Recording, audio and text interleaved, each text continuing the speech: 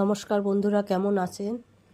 আজকে একটা ঝাল চিকেন কষা নিয়ে এসেছি। বোম্বাই লঙ্কা স্পেশাল। এটা বোম্বাই লঙ্কা, কারা কারা চেনেন অবশ্যই জানাবেন।